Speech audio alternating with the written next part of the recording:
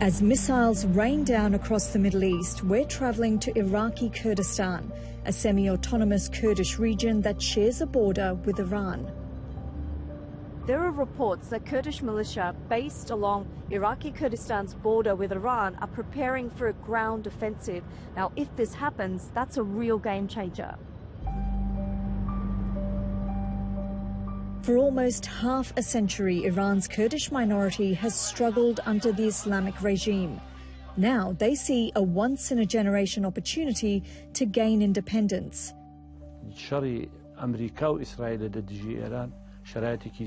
This war between US, Israel against Iran is a new chance for the Kurdish movement because Iran is very weak now, and that puts the people opposed to the Iranian regime in a strong position.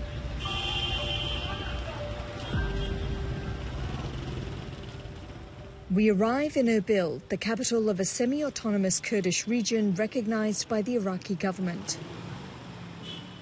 There's a lot of talk that there'll be some Kurdish Iranian groups that will actually do an offensive against Iran. Do you think this is a good idea? It's bad if that happens, because Iran has threatened if something like this happens that will destroy the Kurdish areas here.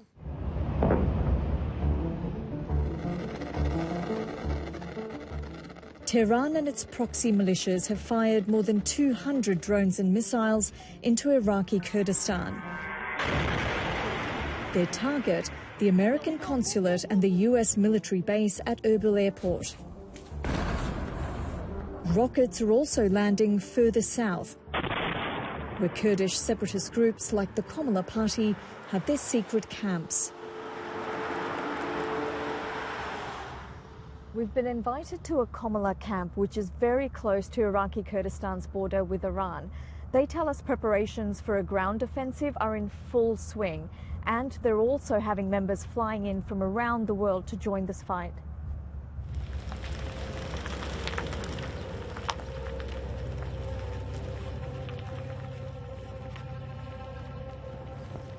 Looks like we're here. At the Surdash camp, the streets are lined with members of their growing civilian fighting force. So all these armed people that we see around us, are they your fighters? Yes, they're all coming here now because they know America and Israel are attacking Iran. It's more coming. He says that it's here. You can see it. We can hear some jets in the sky, and the Peshmerga here are saying that these are Israeli jet fighters? Israeli jet fighters.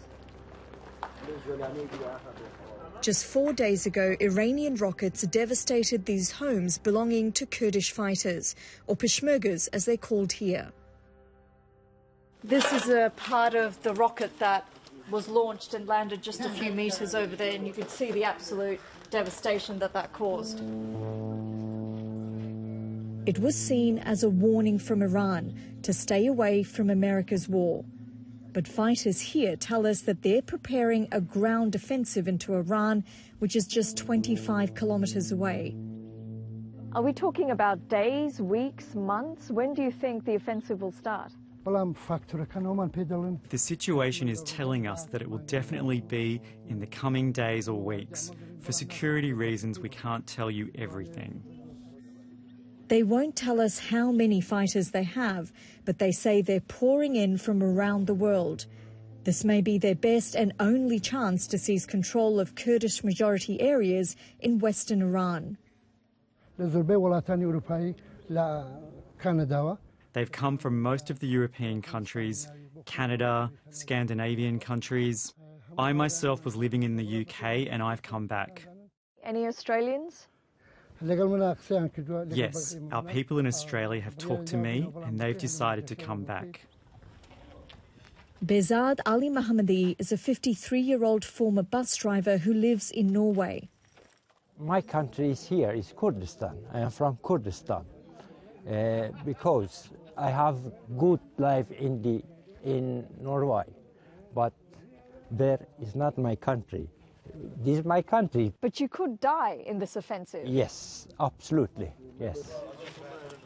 Salam Rashidi has travelled from Germany. Our goal is to end the occupation of Kurdistan by the Iranian regime. For 47 years, they've carried out a war on the Kurdish people on our own land. We want to end this. Despite making up 10% of the population, the Kurdish minority has long been persecuted by Iran's clerical government. Their political parties have been banned and activists publicly executed. Thousands of bombs have rained down on Kurdish people. Which regime in the world does that to their own people? Which regime would do that if it wasn't an occupying regime? ڕەزا Ka'bi is a senior Iranian Kurdish opposition figure from the Kommala party. He met us at a safe house after multiple attempts on his life. He suspects by the Iranian government. We should believe in our own people, that they are the real power behind this movement. Now that America and Israel are attacking Iran, I believe we can take advantage of this opportunity to further our movement. After initially calling on the Kurds to join his war, President Trump has now rejected the idea. But Ka'bi says Kurdish opposition parties have no intention of standing down. Kurdistan has its own forces and its own movement, and it has the support of all its people.